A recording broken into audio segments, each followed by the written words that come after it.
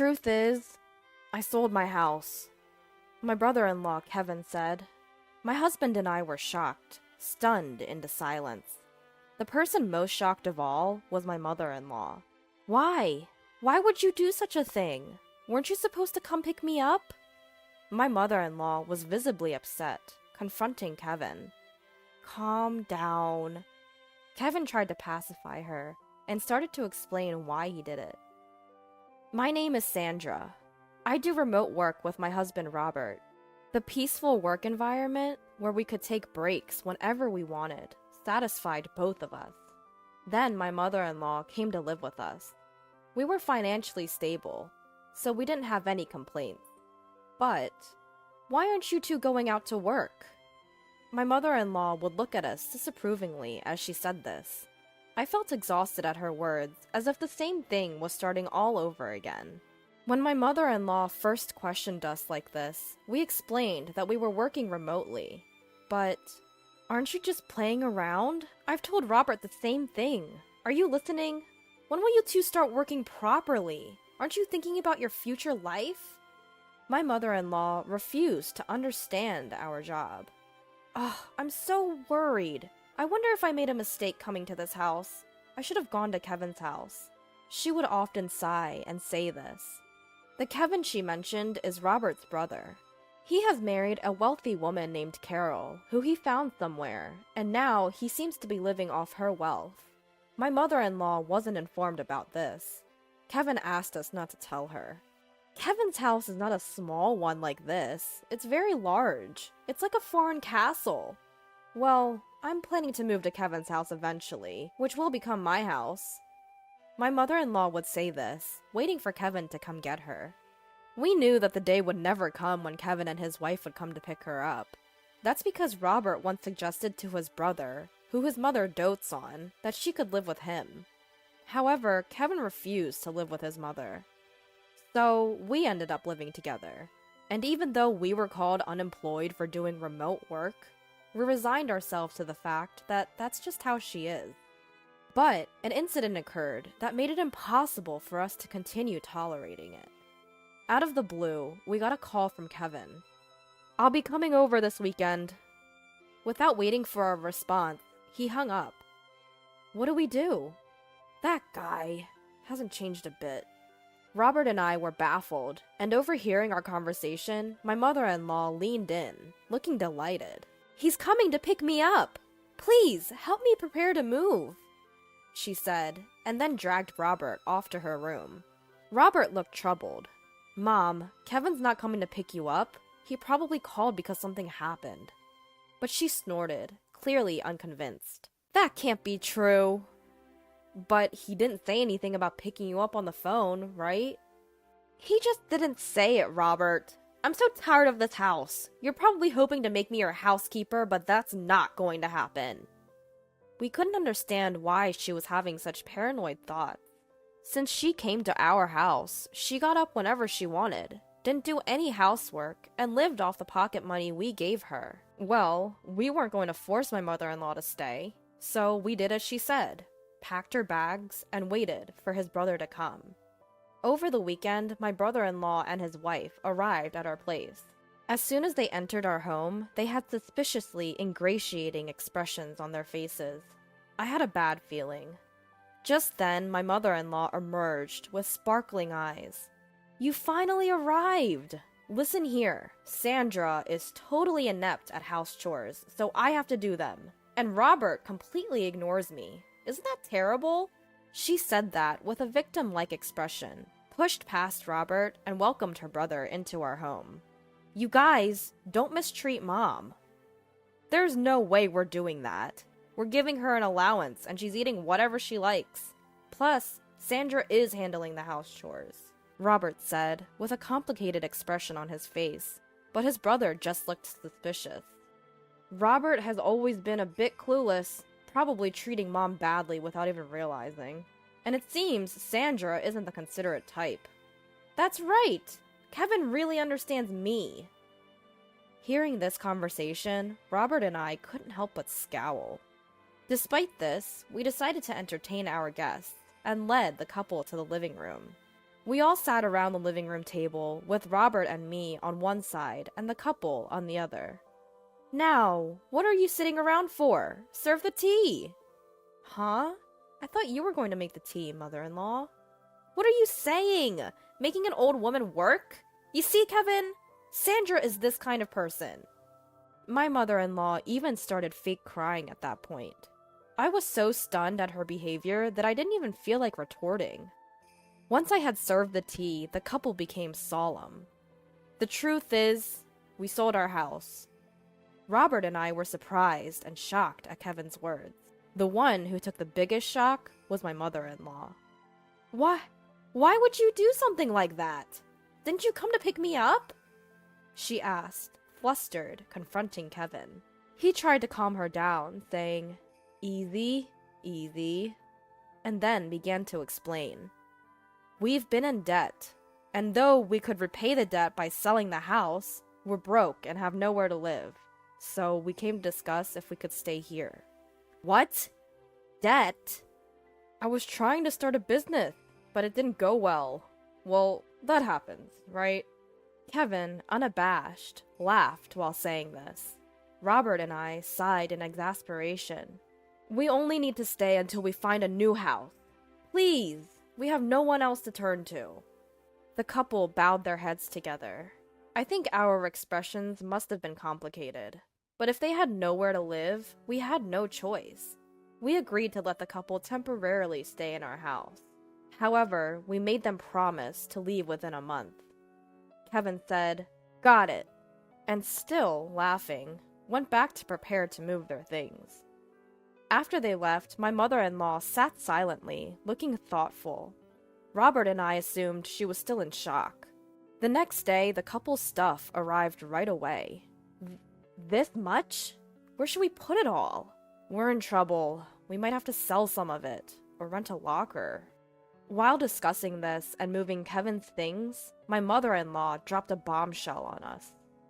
"I've been thinking, won't we be more secure in the future if Kevin's here? So you freeloaders can leave, can't you?"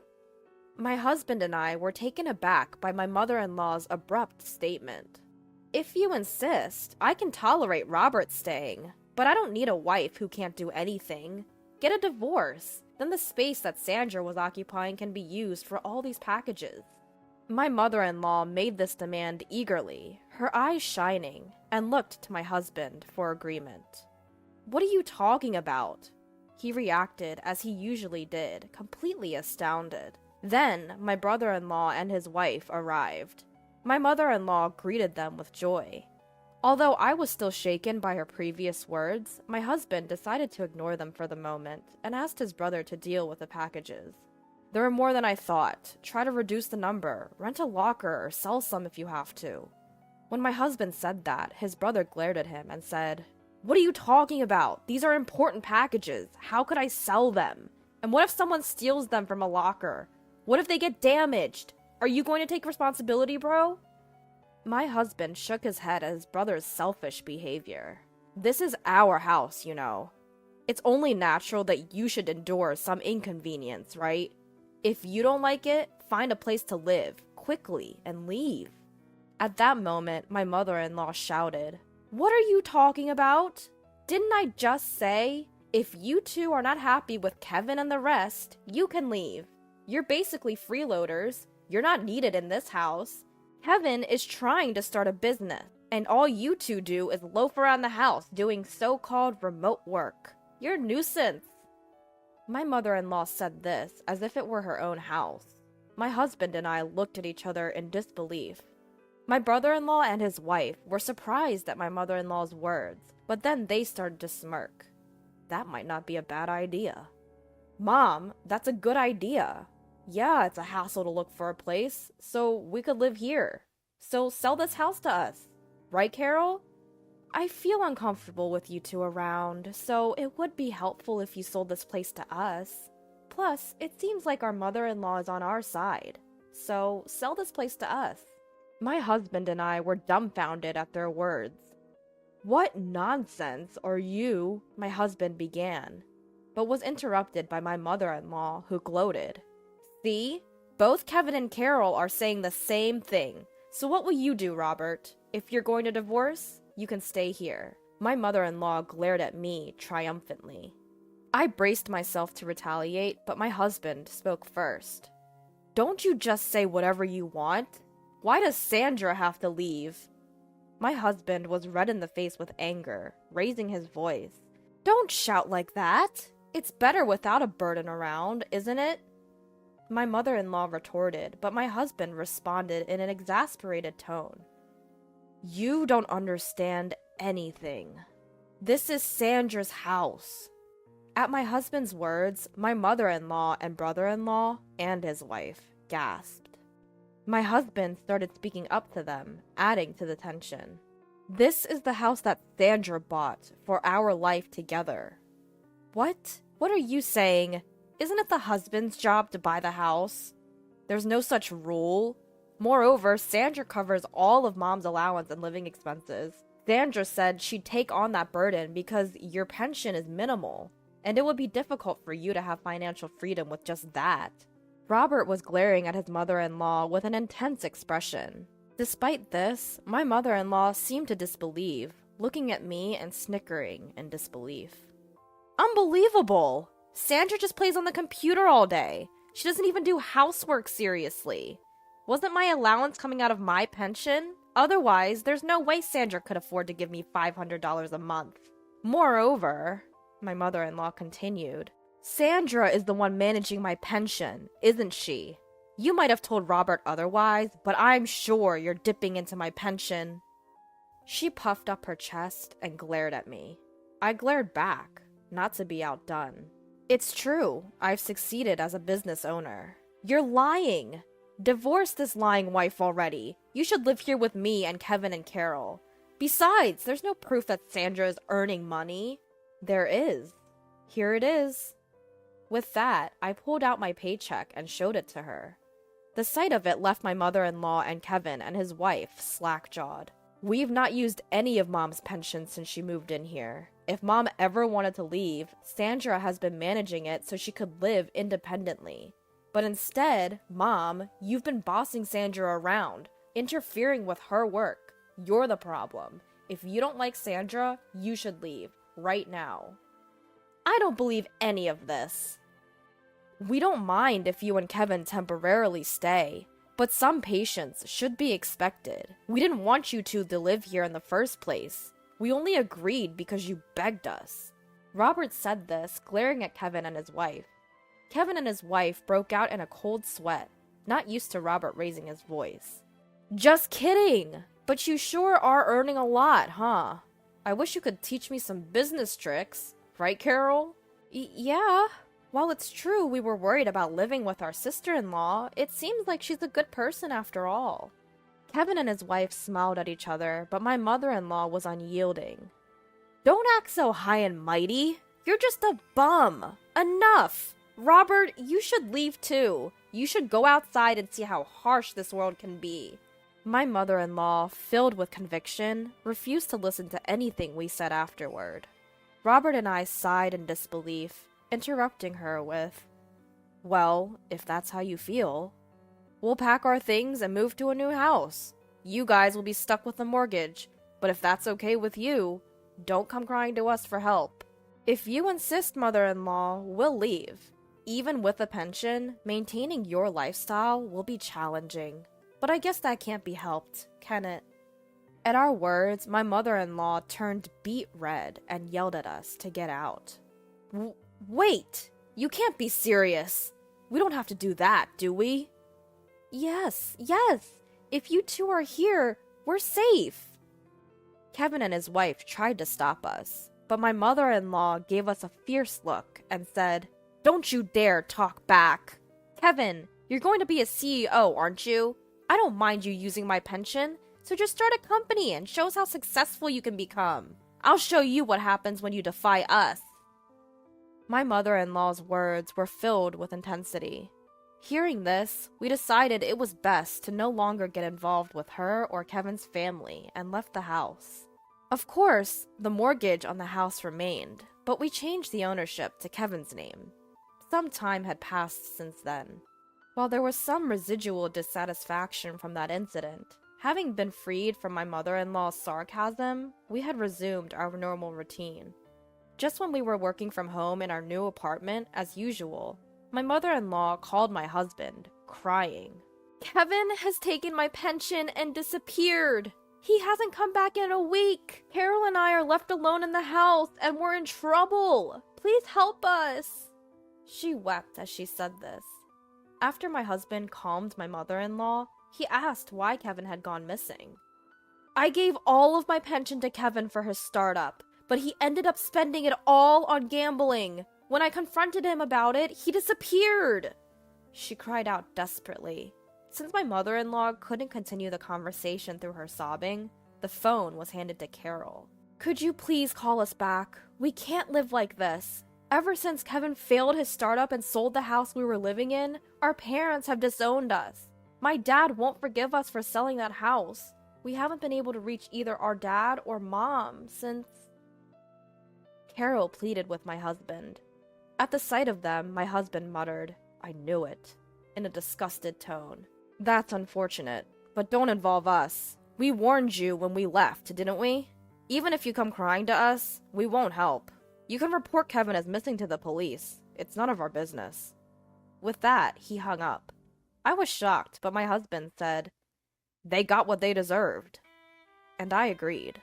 After that, they called my husband's cell phone many times. When my husband, frustrated, answered the phone, Carol would cry about not knowing how to report Kevin as missing. We were surprised she didn't know and gave her advice to call the police.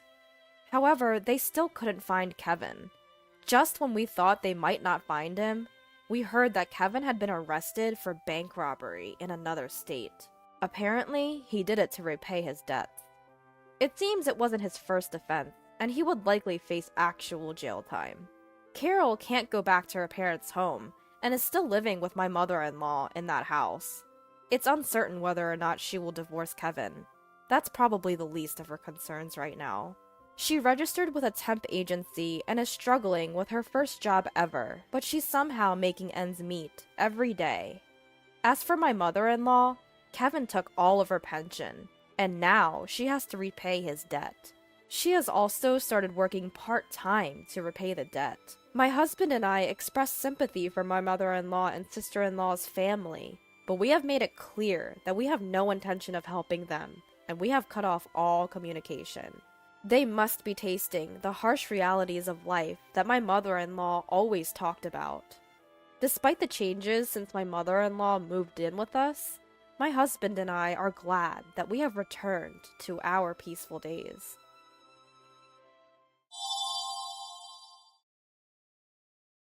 Wow! Your mom only finished middle school and works part-time?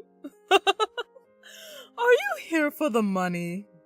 When my mother answered janitor when asked about her occupation by my soon-to-be father-in-law, the whole family burst into laughter. Seriously? A cleaning lady? That's as low as it gets. I can't even imagine. I couldn't believe they were mocking my mother, who raised me single-handedly, so cruelly. I couldn't bear the thought of becoming family with these people. Well then, let's just pretend this conversation never happened. I brushed them off coldly. My name is Emily Yale. I turned 26 this year. I graduated from a public university with a degree in education and currently work as an English teacher at a public high school. I live a rather fulfilling life every day. Today, I'm going on a weekday date with my boyfriend, John, for the first time in a while. We plan to dine at a restaurant he booked. Sorry to keep you waiting. You've had a long week. You too. Thanks for all your hard work every day. John, who is the same age as me, graduated from medical school and is currently a resident doctor. We met at a college club and it's already been 5 years since we started dating. He's incredibly kind and sincere, and I even feel like he's too good of a boyfriend for me. During the tough times, when we both were busy with national and job placement exams, we did get into fights from being under immense pressure, but we always reconciled quickly and supported each other. As I was eating dessert, I was thinking that this lovely restaurant seemed a bit pricier than usual, when suddenly, John turned serious. My residency will be over soon. Medicine is a tough profession, but I want to do my best to become a full-fledged doctor. Together. With you, Emily. Will you marry me? That's when he presented me a ring. John? Tears welled up in my eyes as I looked straight at him.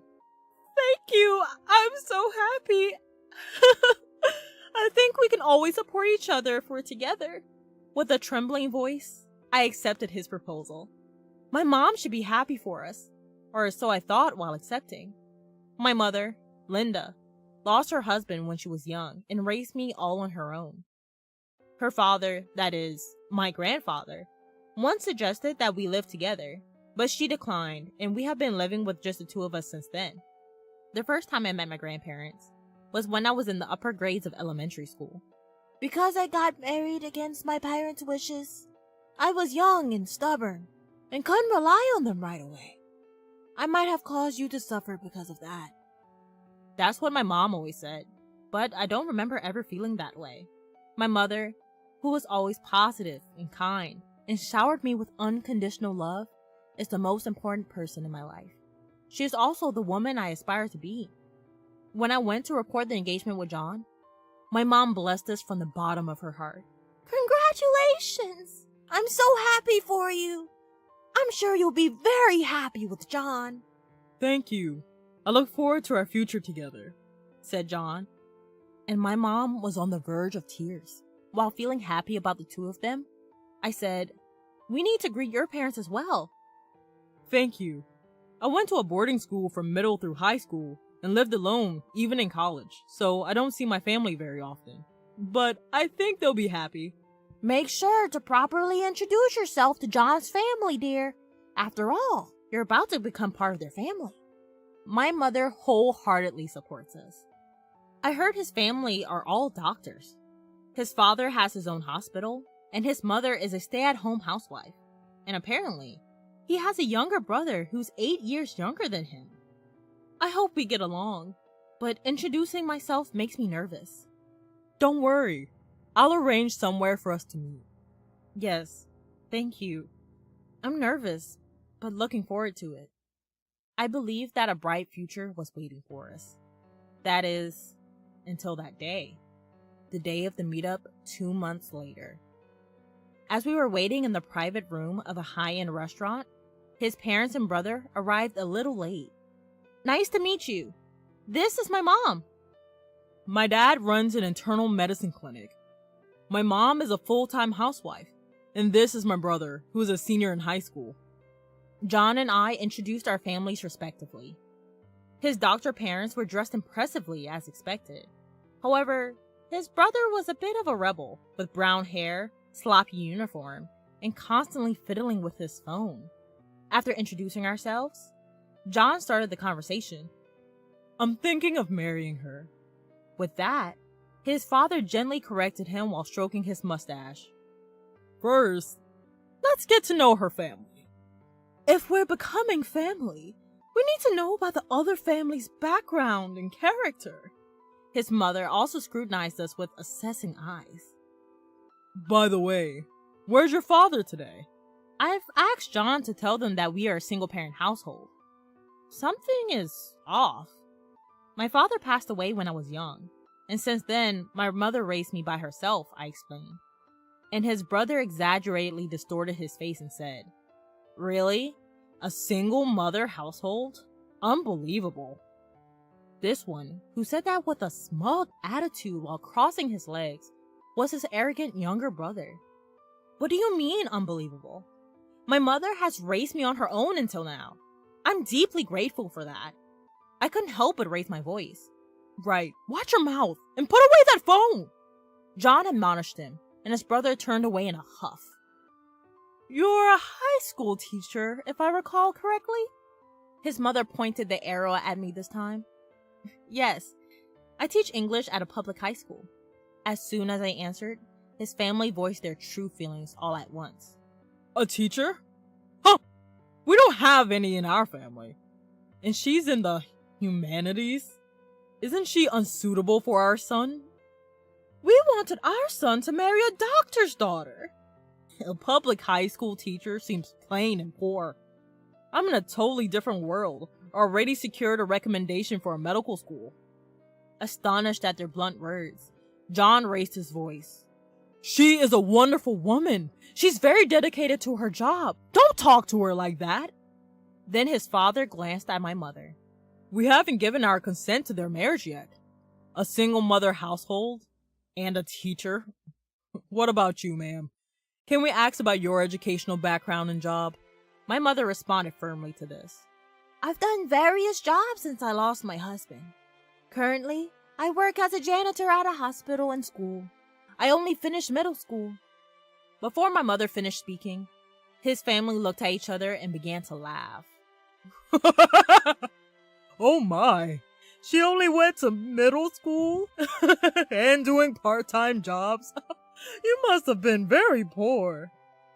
His father was utterly dismissive of my mother. Hey, seriously, even with just a high school diploma, you're in a tight spot. So now she's a cleaning lady? Lowest of the low. His younger brother also looked down on her with an expression of disdain. Your mother only finished middle school and works as a part-time janitor? I can't even imagine such a life.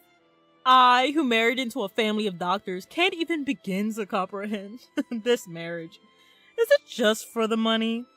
His mother, with her eyebrows dramatically furrowed, dealt the final blow. Just as I thought. We cannot possibly approve this marriage. His father made the declaration as if stating the final verdict. What awful people! I was stunned and at a loss for words. It's one thing for them to insult me, but to ridicule my mother, who single-handedly raised me up to this point, is unforgivable. I can't possibly be a part of this family. With a gesture, I stopped my mother from standing up and I rose to my feet. I understand how all of you feel, so we'll consider this meeting as if it never happened. Is that acceptable? With a mask-like expression, I coldly made my declaration. After a moment of dead silence, his family exchanged glances and then burst out laughing. I thought you were going to say something important. We're the ones who want to call off the engagement. Did you realize you were about to be turned down and out of pride, decided to call it off from your end? His parents said with a triumphant air. Wait a minute, that's not it. Unable to tolerate his parents' behavior, John interjected hurriedly. I'm sorry. I can't become a part of this family. I'm really sorry for my family's rude behavior. Seeing our earnest exchange, his parents momentarily stopped laughing. Why should you apologize? Yes, you should find a more suitable lady. Maybe a fellow doctor, or even a wealthy lady would be nice. I prevented him from continuing, and instead, I posed a question. Would it have been better if I were a wealthy heiress? Of course.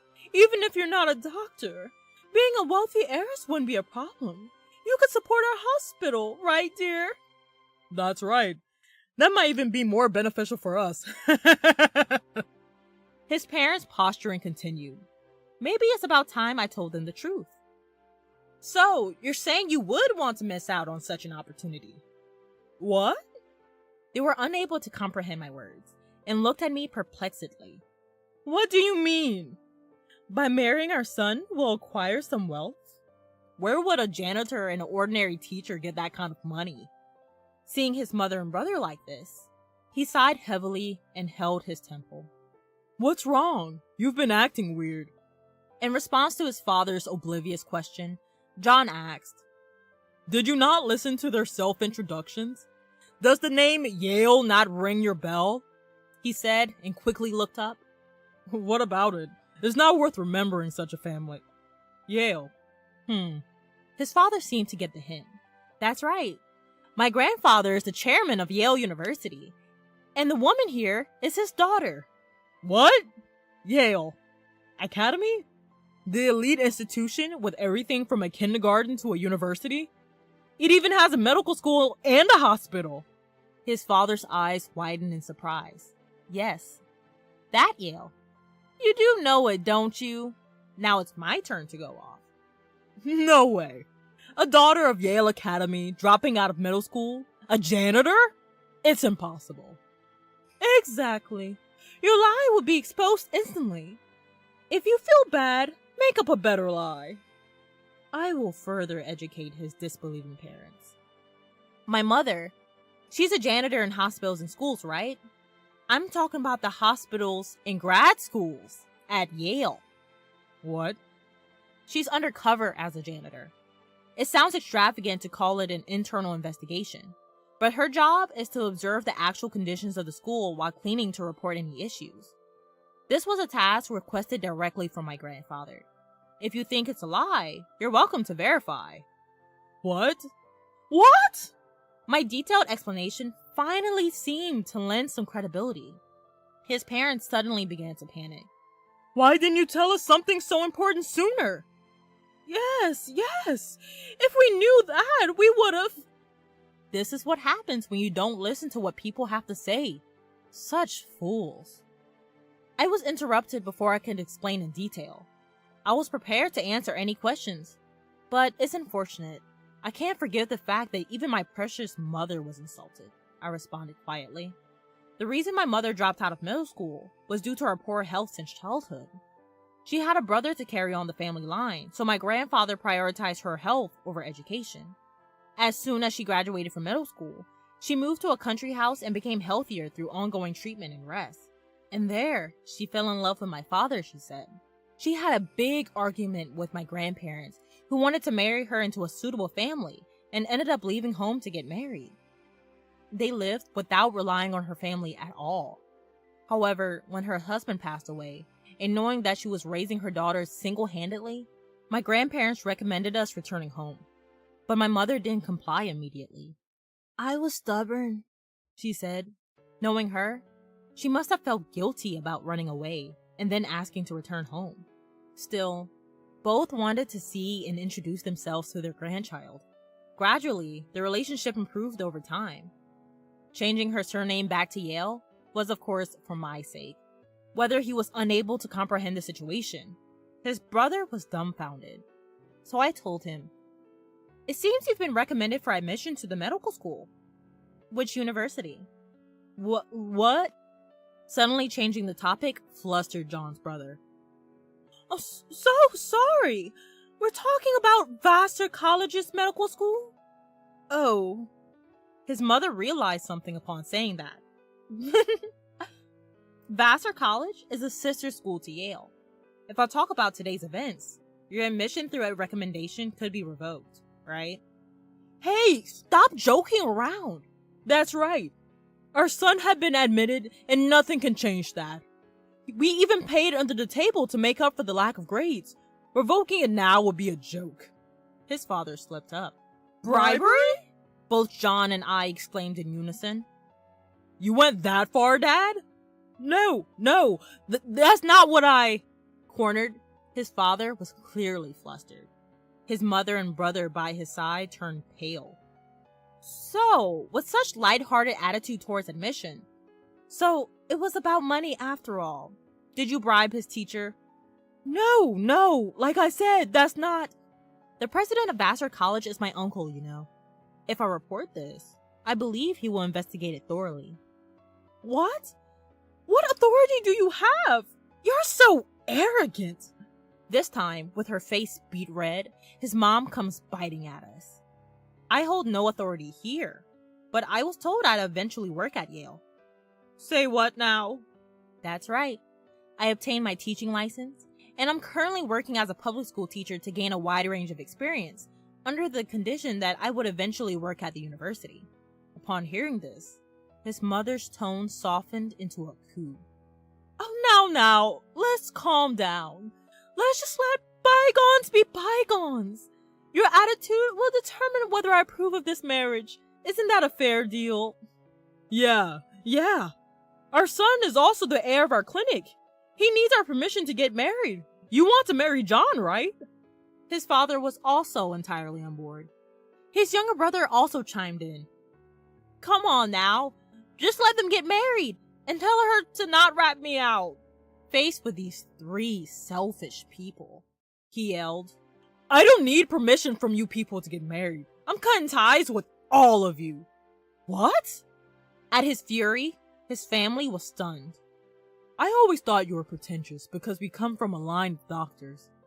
But I never thought you'd show such an attitude at an important first meeting with my significant other.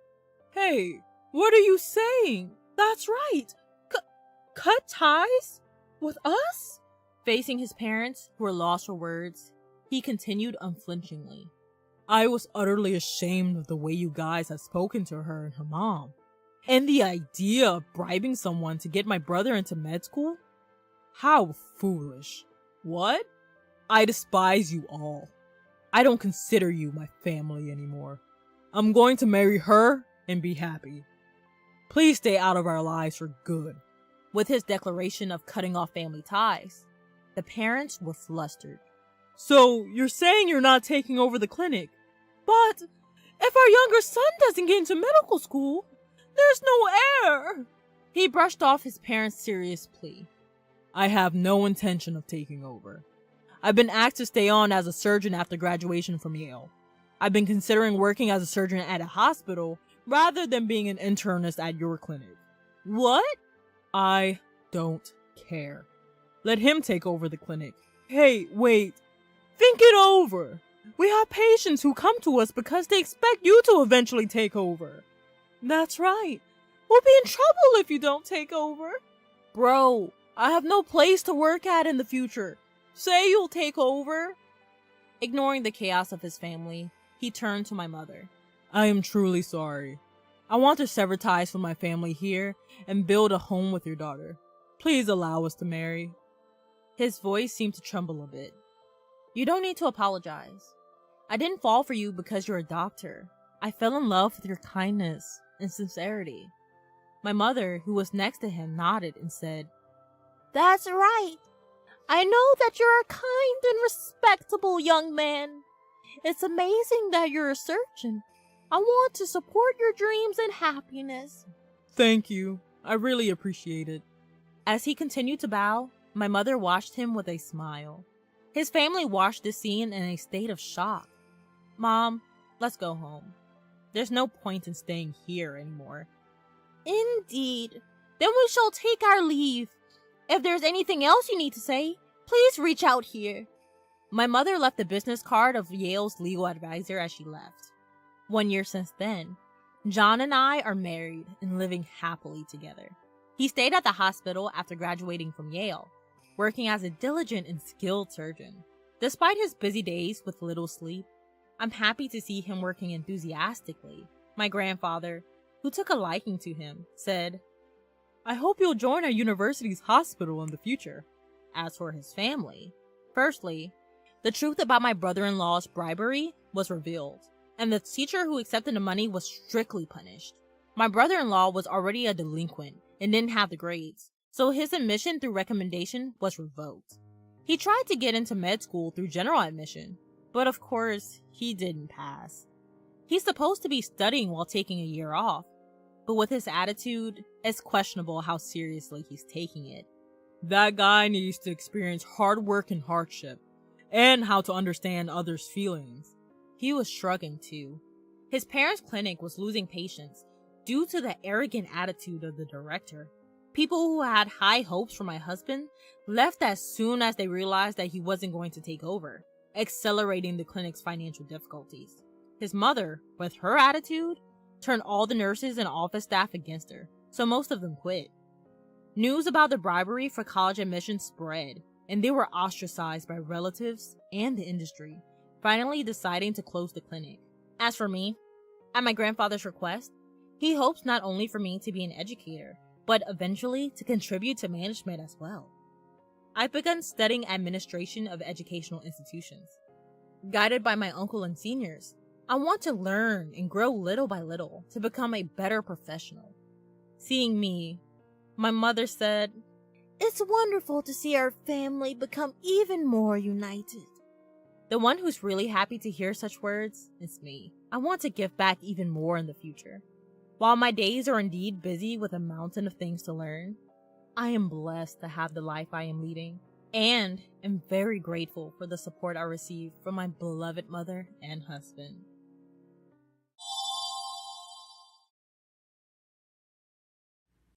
One day, I found completed divorce papers and a marriage license from my husband's room. There are two things evident from this. One, my husband wants to divorce me. The other is he wants to marry another woman. I had suspected his infidelity, but never thought he had prepared to this extent. Amidst all this, it just happened that a business trip for my husband was scheduled. This is my only chance. My name is Karen, and I'm 32 years old. My family consists of my husband, William, whom I married 6 years ago, and our daughter, Sarah, who will turn 4 this year. When our daughter was born, I switched my work mode to telecommuting. After dropping my daughter at the kindergarten, I work from home. My life with my husband is peaceful without any major disputes. Lately, he seems busy with overtime work and business golf outings. Our intimacy as a couple has reduced, but I thought I was happy being blessed with a cute daughter. One day, while cleaning my husband's room, I found a receipt under the drawer. What's this receipt? Wait, $3,000? The receipt was from a renowned brand. I was taken aback by the staggering amount I had never seen before. Why would this receipt be here? William is not interested in brands, and moreover, this is a woman's brand. After racking my brains, I arrived at a conclusion. Could this be a birthday present from my husband? My birthday is in 2 weeks. It must be that. I chose to interpret it in a favorable way, pretended not to notice, and put the receipt back in its place. On my birthday, my husband didn't come home. If he was preparing a present, he should have returned home early, maybe even bought a cake. But my expectations were dashed quite easily. My husband returned home after midnight. Moreover, he smells like perfume. He doesn't use perfume. Could it be? I subtly hinted my own birthday to him. Hey, William, do you know what today is? What's with you all of a sudden? I'm tired, you know. Did you know it was my birthday today? Ah, right. Happy birthday. I was taken aback by my husband's nonchalant birthday wish. Is that all? I asked, to which he made an obvious face of displeasure.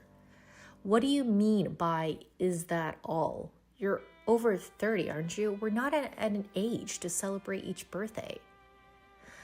Well, that might be true, but I'm going to take a bath and sleep. All right. With that, my husband left the living room. I came to understand that he didn't even feel like celebrating, let alone give a gift, and finally I was certain. My husband was having an affair. That receipt must have been for his mistress. His frequent absences due to overtime and business golf outings were probably to meet her. Thinking about this, sadness and frustration brought tears to my eyes, despite leaving all housework and childcare to me. I can't forgive him for meeting another woman under the pretense of work. Having confirmed my husband's affair, I decided to gather information on the other woman. A few days later, waiting for my husband to fall asleep, I checked his smartphone.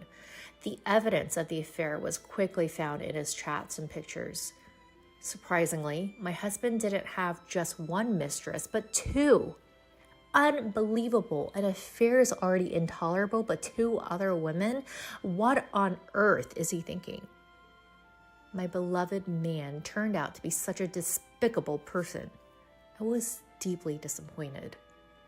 By this time, my anger toward my husband had surpassed my sadness. I was determined to corner him thoroughly and started gathering information on the mistresses fervently. First, the first mistress. Her name is Mary. According to their chat on What Up, she seems to be working at the same office as my husband. She's in her early 20s, and my husband appears to be her mentor at work. I assumed they grew closer because they had more chances to talk at work. I was utterly disgusted that he couldn't distinguish between work and personal life. Then, the second mistress, her name is Jessica. She's a woman in her early 40s, older than both my husband and me. Apparently, they first met on a dating app, but this woman turned out to be a real piece of work. She looks like a beautiful woman in the photos, but she's been divorced twice and has 4 children with her ex-husband. Since finding out about her history, my husband's responses on What Up have become noticeably cold. Even so, Jessica seems to be in love with my husband, and she sent him this message. "Leave your wife and marry me," she wrote. "I do have kids, but my ex has custody, so it's okay. It's gotta be fair. I'll love you forever, so how about remarrying me?" Countless messages like these from Jessica had me recoiling, even as a woman myself.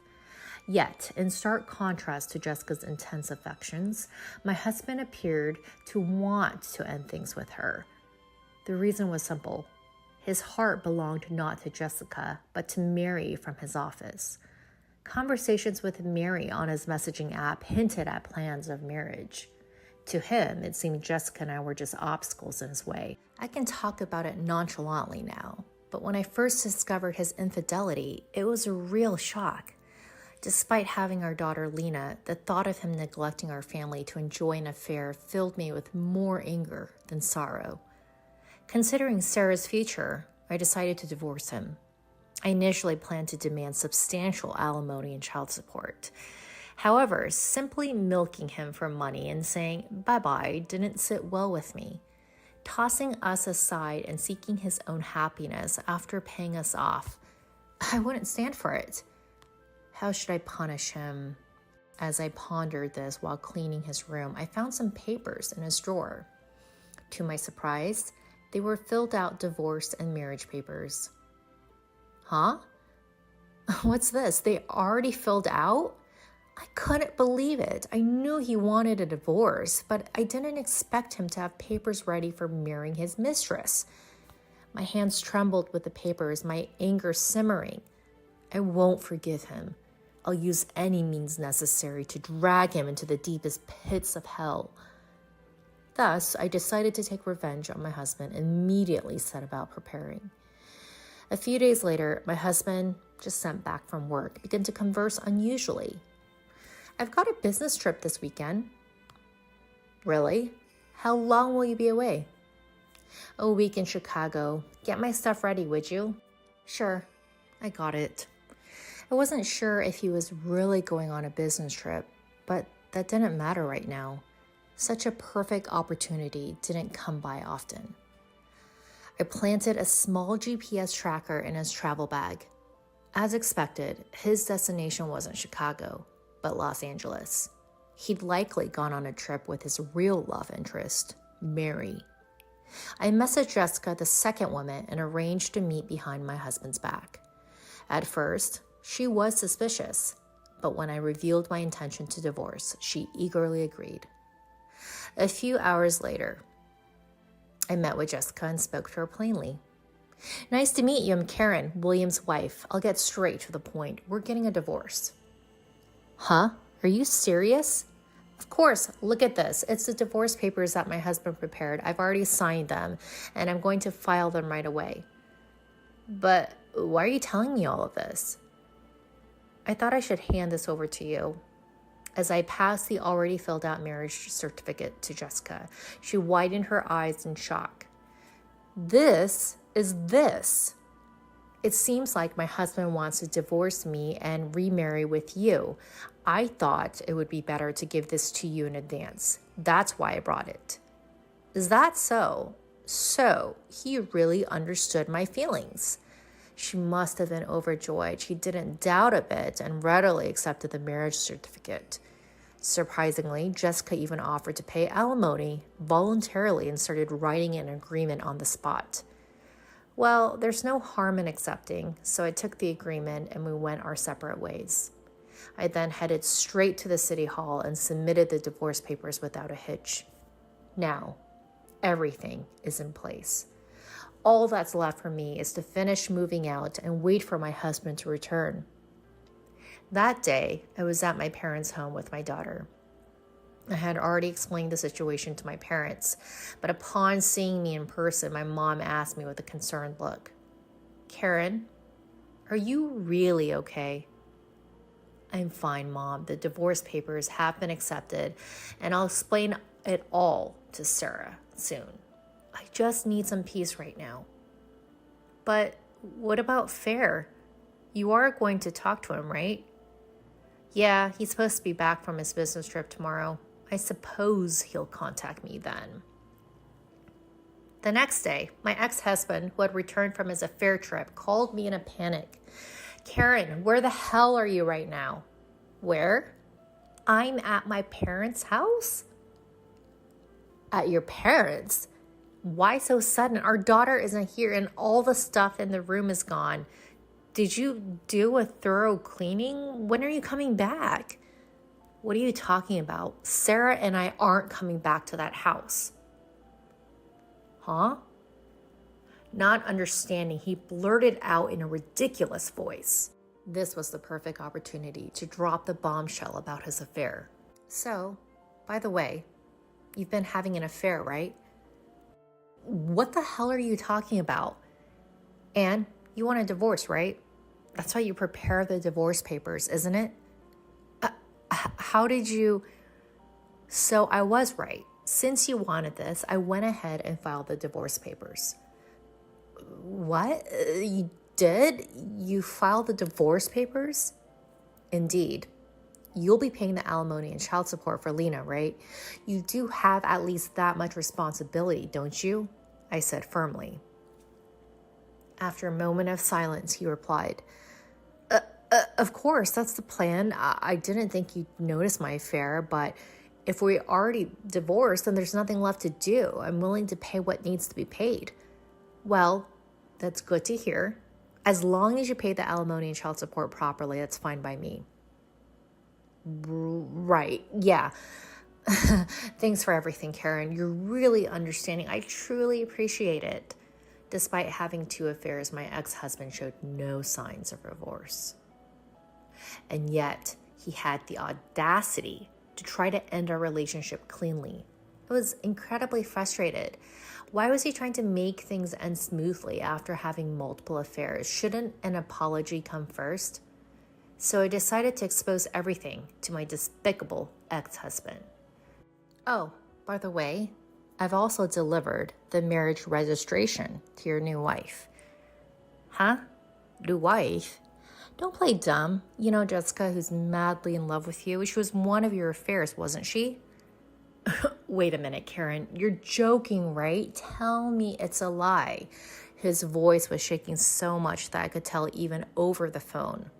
I was struggling to suppress my laughter. Huh? Why would I lie about that? While you were having a fun trip to Chicago with Mary, I made it sure to deliver it to Jessica. Wait, hold on.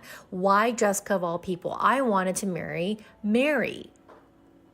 Why don't you contact her? I gave the marriage registration to Jessica a few days ago, so she might have already filed it. No way, that's impossible. Wait, please, I never intended to marry Jessica.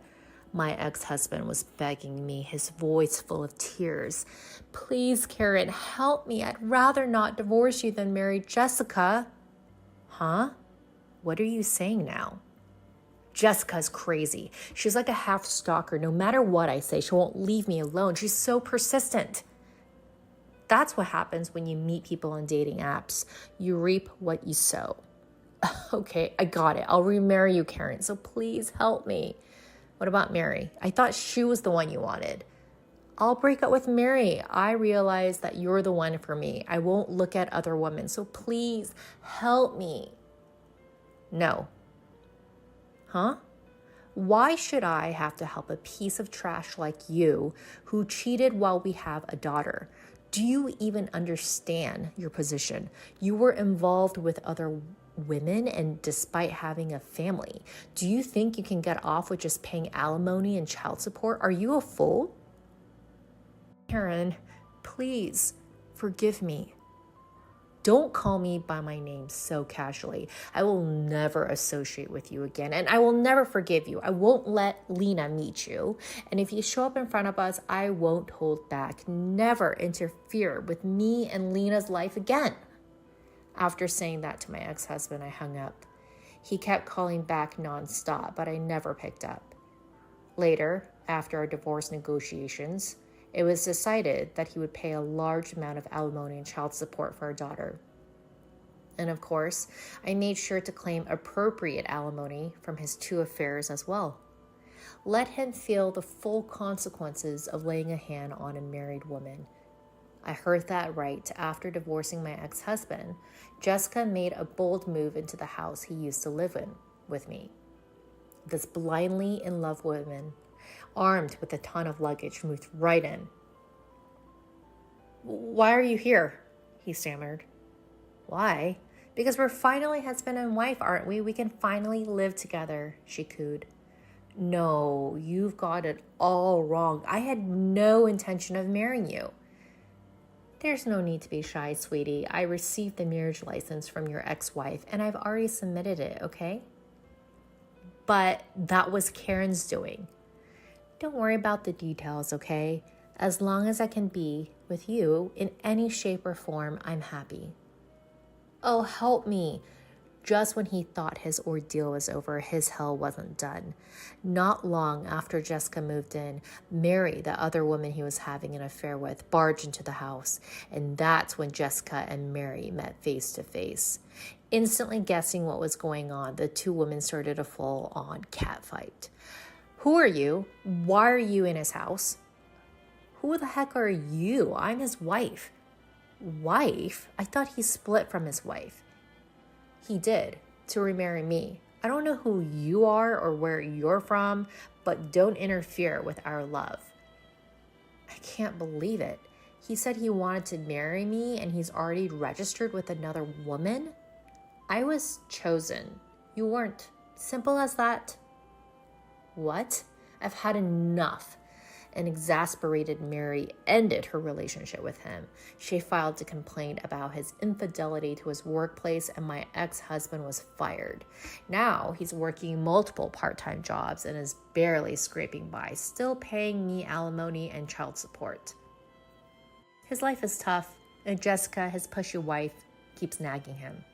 Earn more money. I still get messages from my ex-husband once in a while on WhatsApp, a messaging app. I'll probably pay the alimony and child support, so let's start over. I won't cheat on you again, I promise, so come back. I can't handle Jessica anymore. Mary kicked me out of the office. Help me. I read them, but never replied. I have no intention of getting back together, nor do I have any sympathy for him. He's getting exactly what he deserves. Let him suffer the consequences of his loose behavior.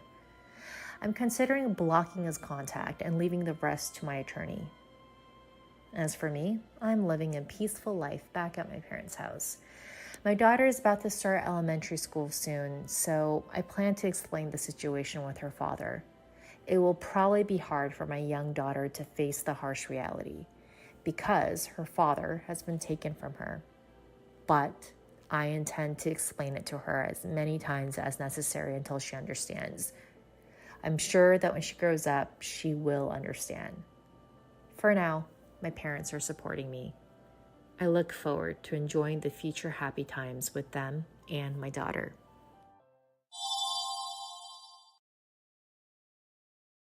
I forgot. Here, this month's grocery money. My husband slammed a single $50 bill on the table. $50 for a month's worth of groceries for a family of 3? That's absurd. If you want to complain, just go work and earn some cash. I couldn't argue any more with my husband, who looked at me with cold eyes. My name is Lily. I'm 27. I live with my husband and daughter. I met my husband Ethan in college, and we started dating 6 months later. My mother passed away when I was still in elementary school, and I was raised in a single-parent household. I've been judged for that by some people, and never had a fiancé before. I've heard people make spiteful comments. Even my ex-boyfriend said, "I'm not marrying a child of a single parent. She probably won't be able to raise kids right." Behind my back. But Ethan was different. "Your father must be a great man to have raised such a wonderful woman like you."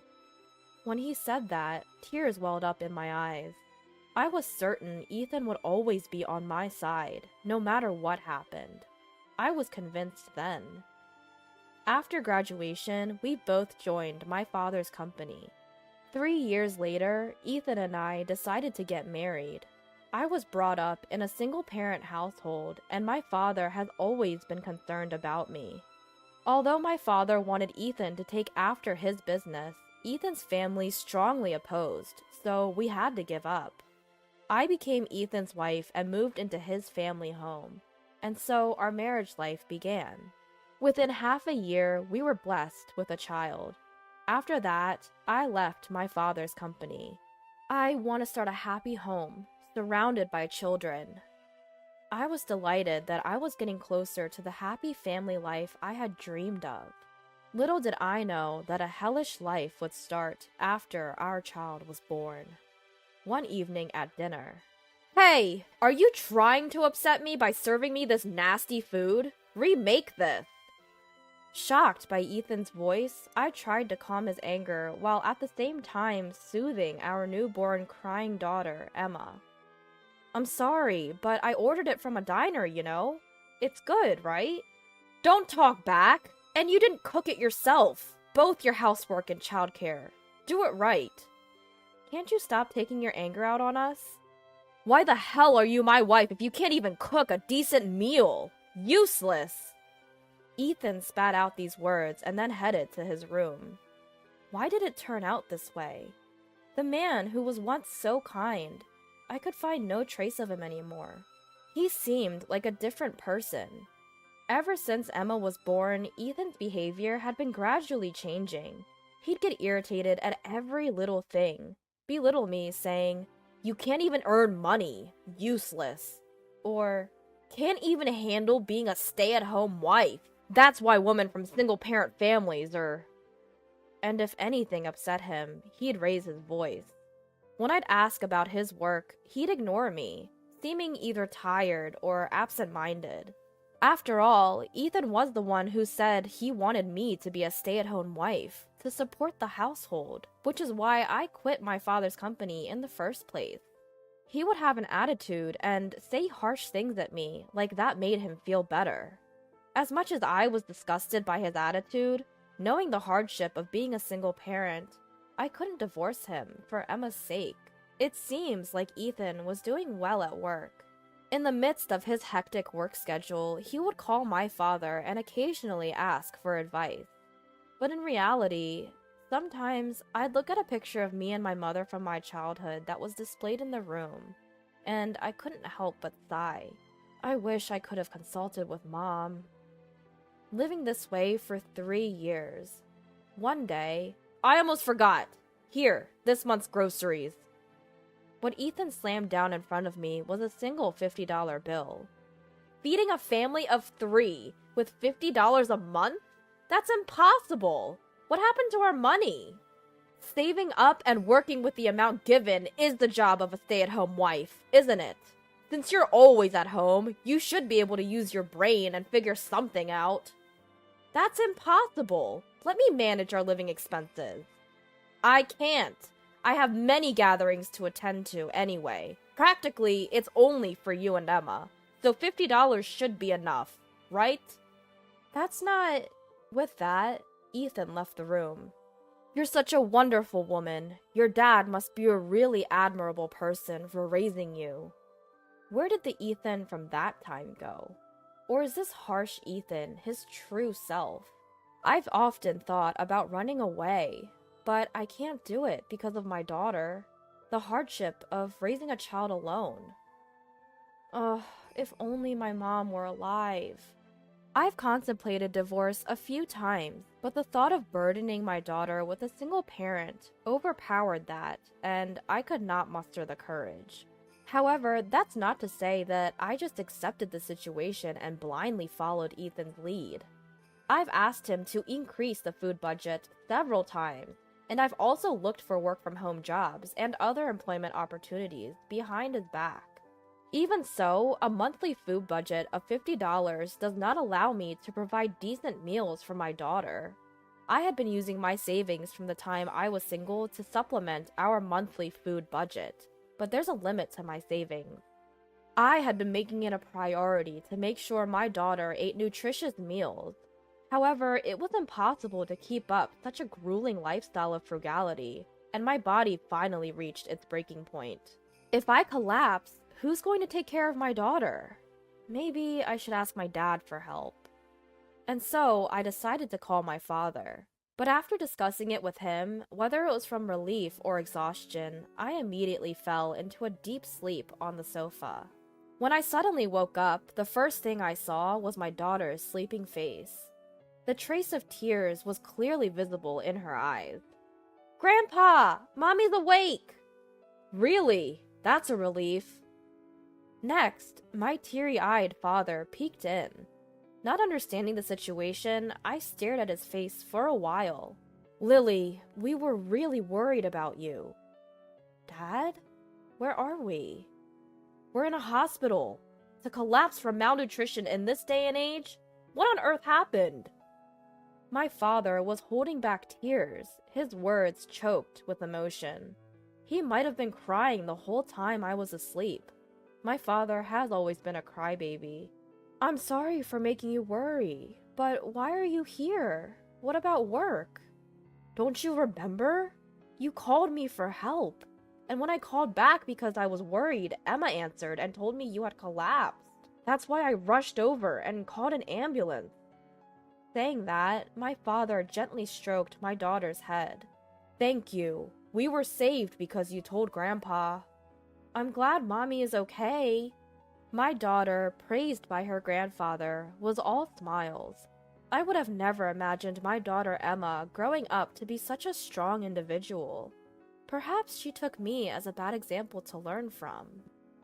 As I was deep in thought, looking at Emma, my father voiced his concern. "What happened to you, Lily? You've become so thin. Have you not been eating properly?" I tried to deflect his concern, but the seriousness in his eyes made me relent. I then confessed to him about my life with Ethan until now. "So, Ethan did this to you?" "Yes." "Why didn't you tell me anything?" "I didn't want to cause you any pain, Father. You were so happy when I married Ethan, and that's why." As I started to cry, my father, who took my hand, also started to shake with tears. "Lily, it hurts me more to know that you didn't feel you could tell me." The moment I heard those words from my father, I couldn't hold back my tears anymore. "Father, I'm sorry." "There's no need for you to apologize. I'm always on your side, no matter what. You can always talk to me about anything." Yes. What had I been enduring all this time? If only I had confided in my father sooner, neither Emma nor I would have had to go through such hard times. I realized that in my desire not to worry Emma or my father, I had lost sight of what really mattered. My daughter couldn't possibly be happy growing up in a household filled with shouting and devoid of smiles. When my father saw the change in my expression, he said he was going to make a phone call, and left the room.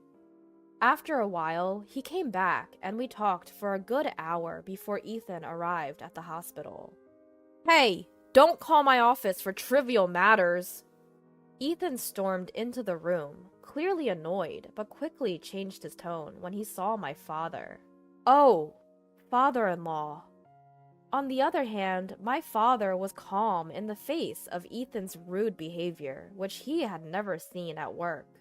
"This is a hospital. Don't you think your loud voice might disturb the other patients?" But Lily told my receptionist that she's been hospitalized due to malnutrition." "Yes, I was the one who made that call. Any problem with that?" "Oh, was it you who made that call? Because of what you said, I got weird looks from my colleagues. Had me getting embarrassed big time. Come on now, Dad. Embarrassed. Huh. Feeling embarrassed is much better than being maltreated by your own husband, don't you think? Seeing my calm father, Ethan gets enraged even further. Lily, what are you babbling about? This is a family matter. Emma trembled, but my father gently held her into his arms. Ethan clearly didn't care about her presence. Perhaps he probably didn't even see her.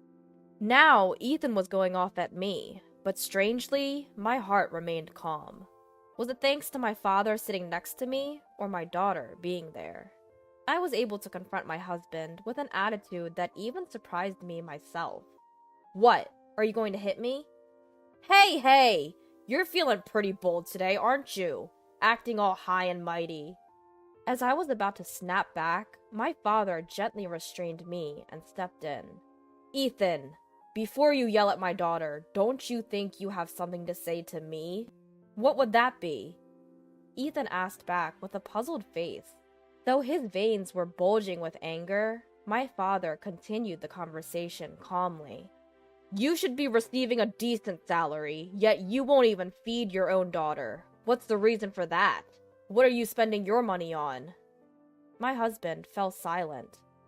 But, what are you angry about? This is just discipline. There's no problem at all. But more importantly, when will the CEO position be vacant? I'm ready to take after your business anytime. Huh? My father was at a loss for words at Ethan's ridiculous statement that revealed his true nature. Why are you surprised? As the husband of the CEO's daughter, isn't it normal that I should take over the company? And if a competent person like me becomes the CEO, our small business will grow rapidly. There's no doubt that it will prosper. Shouldn't you give me the position, right now? Ethan continued with his absurd remarks. Since my father seemed too astounded to say anything, I stepped in and said to Ethan, if someone like you becomes the CEO, his company will go bankrupt. What did you say? The moment enraged Ethan tried to raise his hand against me, my father grabbed his arm. You're fired. Huh? Didn't you hear me? I said you're fired. The company will go down if we have an employee like you. And asking me to give up the CEO position? You must be dreaming. Ethan, who was scolded by my father for the first time, stood there with his mouth left wide open. I hit Ethan with the final blow. Let's get a divorce. I don't want to be with you anymore. It's not nice to have you around my daughter either, and I don't want to trouble my father anymore. When I told Ethan I wanted a divorce, he exclaimed, Hold on a minute. If I can't become a CEO, what was the point of getting married to a woman like you? What? Your only trait is being the daughter of a CEO, right? I thought you wanted to be the successor, which is why I couldn't believe what Ethan had just said. He's changed. That's what I had thought, but it turns out he's been like this from the very beginning. Just then, my father opened the door and said, Please, come in. And Ethan's parents walked into the room. Mom? And Dad too? Why are you here?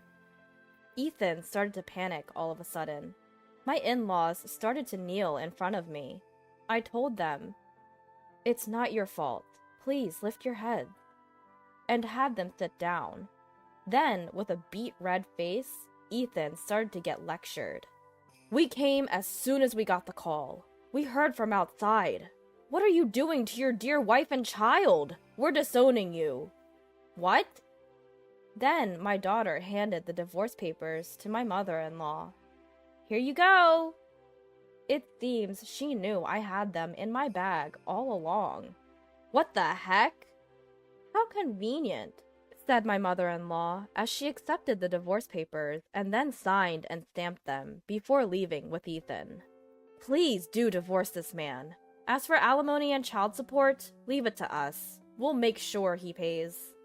A few days later, I signed and stamped divorce papers without hesitation and went to the city hall with my father and daughter to submit them. After that, we had discussions about alimony and child support under a lawyer introduced by my in-laws. Throughout the process, Ethan acted maturely. And so it was agreed that Ethan would pay the alimony and child support in one lump sum from his savings. I said, "Well then, goodbye. Take care," and left the lawyer's office.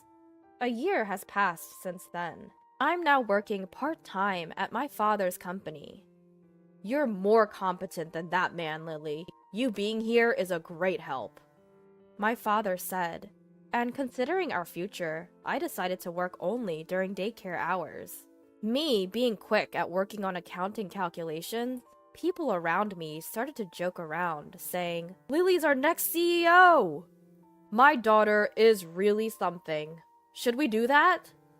My father keeps making these proud parent comments, but every time he does, I would say, "But then I'd have less time with my daughter, wouldn't I?" And I would laugh. Later, I had a meeting with the son of our client's CEO. The CEO of our client, a close friend of my father, said, "If my son does anything wrong, let me know. I'll definitely protect you." And he was a very nice man, so I'm considering getting married to him. I have no idea what has happened to Ethan since then. Emma is close with my in-laws, so we occasionally arrange for them to meet, but they've been kind enough to avoid bringing up Ethan. I am truly blessed by people around me. All of this is probably thanks to my father for raising me single-handedly with all his might. I can't help but feel that the picture of my mother displayed in the room is smiling too. From now on, I plan to cherish my family and live happily with my daughter. "Mama, can I have seconds?" "Of course, baby. You're eating great." My daughter happily eats her food again today. I swear that I will never let her suffer. That's my vow.